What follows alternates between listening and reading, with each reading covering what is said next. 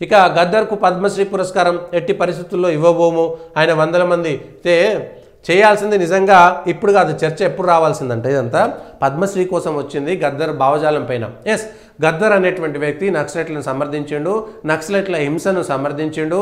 ఆయన పాటల ద్వారా అనేక కుటుంబాలకు పుత్రశోకం చేసిండు, అనేక తల్లిదండ్రులని ఆయన ఆగం చేసిండు, అనేక కుటుంబాలలో చిచ్చు పెట్టిండు. ఆయన పాటల ద్వారా అనేక మంది నక్సలైట్ల వేరు. నక్సలైట్ యొక్క భావజాలం అనేటువంటిది రాజ్యాంగ వ్యతిరేకమైనటువంటి భావజాలంలో ఉన్నటువంటి గద్దర్కి ఏ విధంగా అవార్డు ఇస్తారనేటువంటి స్పష్టం.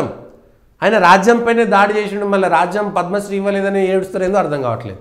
ఆయన ఈ రాజ్యాంగం పైనే వ్యతిరేకంగా మాట్లాడినటువంటి వ్యక్తి, రాజ్యాంగం పైన అన్నిటిపైన వ్యతిరేకంగా మాట్లాడిండు. అసలు ఈ ప్రభుత్వాలనే గుర్తించలేదు.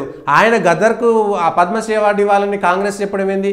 కాంగ్రెస్ నాయకులను కూడా హత్య చేసిరు కదా, కాంగ్రెస్ నాయకులను నక్సలైట్లు హత్య చేసిరు, అందులో గద్దర్ కూడా భాగస్వామి. కాంగ్రెస్ నాయకులు, ఎమ్మెల్యేలు, ఎంపీల హత్య జరిగింది, కాంగ్రెస్ కార్యకర్తల హత్య జరిగింది. నక్సలైట్లు కాంగ్రెస్ కార్యకర్తలను, నాయకులను పొట్టన పెట్టుకున్నారు. ఆ పొట్టన పెట్టుకున్నటువంటి గద్దర్ను ఇవాళ అత్తుకుంటున్నది కాంగ్రెస్ పార్టీ. అంటే కాంగ్రెస్ పార్టీకి విధానం అంటూ ఏమీ లేదు. ఎవడు ఓట్లు ఇస్తే వాడు మావోడే, వాడు మంచోడా చెడ్డోడా మాకు సంబంధం లేదు, వాడు ఏ భావజాలంతో ఉన్నా వాడు ఉగ్రవాద నక్సల్వాద మాకు సంబంధం లేదు. ఎందుకంటే గతంలో ఉగ్రవాద కార్యకలాపాలు చేస్తున్నటువంటి వాళ్ళ ఇంటికి స్వయంగా మంత్రులు వెళ్ళినటువంటి సందర్భాలు కూడా ఉన్నాయి. ఉగ్రవాదులకు మద్దతు తెలిపినటువంటి కన్నయ్య కుమార్ లాంటి వాళ్ళను పార్టీలో చేసుకున్నటువంటి సందర్భాలు ఉన్నాయి. పోనీ వాళ్ళందరూ ఆ భావజాలం తప్పు, అది తప్పుని ఎక్కడా చేయలేదే. ఇది కాంగ్రెస్ పార్టీకి సంబంధించి. గద్దర్ అనేటువంటి వ్యక్తి, గద్దరు నక్సలైట్లకు మద్దతుదారుడా కాదా? నక్సలైట్లకు మద్దతుదారుడు. రాజ్యం ఇచ్చేటువంటి ఒక పద్మశ్రీ అవార్డు ఇవ్వకపోతే ఎందుకు బాధపడుతున్నారు? సరే, ఆ తర్వాత అనేకమైనటువంటి మార్పులు వచ్చినాయి. ఆయన జనజీవన స్రవంతిలో కలిసిండు, అయిపోయింది. నక్సలైట్లకి నుంచి బయటకు వచ్చిండు. అయినా సరే ఆయన నక్సలైట్లకు మద్దతుగానే ఉన్నాడు, అర్బన్ నక్సల్స్గా ఉన్నాడు. ఆ తరువాత ఆయనలో ప్రాయశ్చిత్తం వచ్చింది. ఎస్, దీన్ని ఒప్పుకోవాలి.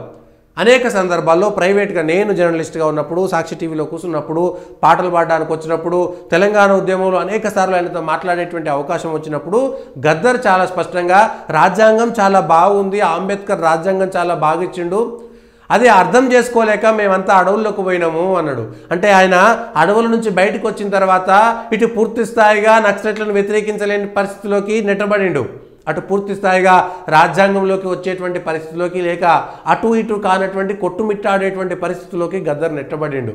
చివరాఖరికి ఇదంతా కాదని ఏది గుడిపాటి వెంకటచలం చలం చలం అంటాం కదా, చలం శ్రీశ్రీడు వీళ్ళంతా చివరి క్షణంలో రమణ మహర్షి ఆశ్రమంలో చేరినట్టుగా, చలంబై రమణ మహర్షి ఆశ్రమంలో చేరిపోయినట్టుగా, అంటే మొత్తం ఆయన జీవితకాలం అంతా పోరగాలన్నప్పటి యువతులను చెడగొట్టిండు చలం. చివరి క్షణంలో నేను చేసిందంతా తప్పని ప్రాయచిత్తంగా రమణ మహర్షి ఆశ్రమంలో ఉండి, అరే నిజాలు ఇవి, నేను చేసిందంతా కూడా విచ్చలవిడితనం అనేటువంటిది అర్థమైపోయి ఆ తర్వాత చలం తన తప్పును తెలుసుకున్నాడు. అట్లనే గద్దర్ కూడా తన తప్పును తెలుసుకున్నాడు. సో తెలంగాణ ఉద్యమంలో పాల్గొన్నాడు, పాటలు పాడాడు, సినిమాలో రాసిండు, సినిమాలో పాడిండు, అది వేరే అంశం. కానీ గద్దర్కి సంబంధించినటువంటి అంశంలో కూడా స్పష్టమైనటువంటి వైఖరి, అవగాహన ఉండాల్సిందే. ఇక గద్దర్ అనేటువంటి వ్యక్తి పేరు మీద సినిమా అవార్డులు ఇచ్చినాడే భారతీయ జనతా పార్టీ దానిపైన వ్యతిరేకంగా మాట్లాడాల్సిందే. రాష్ట్ర ప్రభుత్వం గద్దర్ పేరు మీద నంది అవార్డుల పేరుతో గద్దర్ అవార్డుల పేరు ఇచ్చినప్పుడే వ్యతిరేకించాల్సింది. చాలా హేయనీయం, గర్హనీయం. గద్దర్ పేరుతో సినిమా అవార్డులు ఇవ్వడమే దరిద్రమైనటువంటి పని. ఇదే విశ్లేషణలో నేను మాత్రమే చెప్పిన ఆ విషయాన్ని. గద్దర్ పేరుతో ఇవ్వడద్దు. ఆయన ప్రాయచిత్తం వేయండు, ఆఖరికి కొమరెల్లి వేయండు, లేకపోతే యాదగిరిగుట్ట వేయి లక్ష్మీనరసింహస్వామిని మొక్కిండు.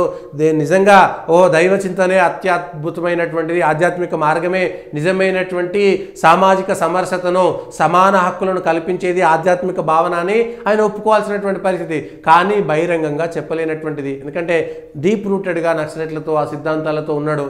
ఆయన బ్రతకపోవడం అనేటువంటి అనేకమైనటువంటి అంశాలు ఉన్నాయి. దాంట్లోకి వెళ్ళిపోయాడు, ఏం చేయలేక మళ్ళీ అంబేద్కర్ లాగా బుద్ధుడు అనేటువంటి ప్రయత్నంలో చేసాడు. ఆ తర్వాత దేవుడు, దైవ మార్గము, ఆధ్యాత్మిక చింతనలోకి వెళ్ళిపోయాడు. ఇవన్నీ సాగిపోయిన అంటే అనేకమైనటువంటి సంఘర్షణ జరిగింది, మానసికమైనటువంటి సంఘర్షణ. అంటే తను చేసినటువంటి తప్పులు, యవ్వనంలో ఉడుకు రక్తంలో నక్సలైట్లకు వెళ్ళడం అనేటువంటి తప్పులు తెలుసుకున్న తర్వాత అది తప్పు అని పూర్తి స్థాయిగా ఇటు వచ్చేటువంటి పరిస్థితి లేకుండా పోయింది, అక్కడే ఉండేటువంటి పరిస్థితి లేకుండా పోయింది. రాజ్యాంగాన్ని పూర్తిగా నమ్మలేక ఒకవైపు పార్టీని పెట్టి ఆ పార్టీ ఏం చేయాలో అర్థం కాక కేసీఆర్ దగ్గర ఇక్కడ అక్కడ తనకు ఒక గౌరవం, గుర్తింపు లేదనేటువంటి ఒక తపన వచ్చింది.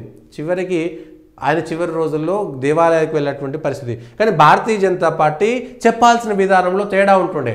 బీజేపీ కార్యకర్తలను చంపిండు కాబట్టి ఇవ్వము అంటే బీజేపీ వాళ్ళకే ఇస్తామన్నట్టుగా, అంటే కేంద్ర ప్రభుత్వం ఇచ్చినటువంటి అవార్డులన్నీ కూడా బీజేపీ వాళ్ళకే ఇచ్చినట్టుగా ఒక ముద్ర వచ్చింది. కానీ వాళ్ళు కాదు కదా. ఈడ రాసిరు, ఎల్లోనో రాసిరు.